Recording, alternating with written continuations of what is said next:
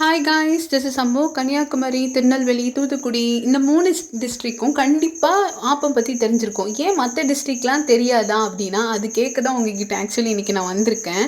இது ஆப்பமானு நான் சொல்கிறத கேட்காதீங்க. ஏன்னா அது தோசைக்கல்ல சுடுறதுனால எப்படி இருக்குது. ஒருவேளை ஆப்பச்சட்டியில் சுட்டால் ரொம்ப அழகாக அந்த பொம்மி போய் நடல் உள்ளது அப்படி வரும்.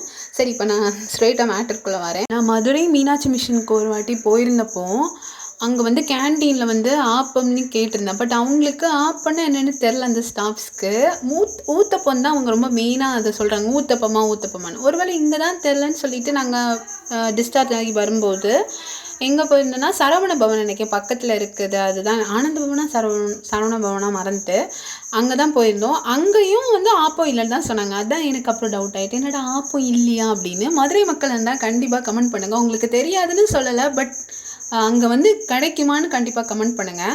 ஆஃப்டர்நூன் சாப்பாடு ரொம்ப மந்தமான ஒரு சாம்பார் சாதம் பிடிக்கவே இல்லாதனால நாங்கள் நல்ல கிளைமேட் ரொம்ப சில்லாக இருக்குது.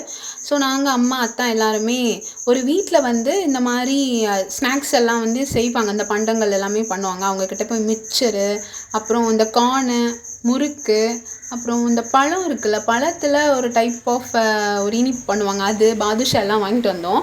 இது எவ்வளோ ரூபான்னு கண்டிப்பாக கமெண்ட் பண்ணுங்கள். நான் வீடியோட எண்டில் சொல்கிறேன். ஆக்சுவலி டேஸ்ட்டுக்கு காம்ப்ரமைஸ் இல்லை. நீங்கள் நாகர்கோயிலில் அல்ஃபோன்சா ஸ்கூல் பக்கத்தில் பெரியவலை சைடில் தான் இந்த ஸ்டோருக்கு முடிஞ்சால் செக் அவுட் பண்ணி பாருங்கள். நல்லாயிருக்கும் ஆக்சுவலி.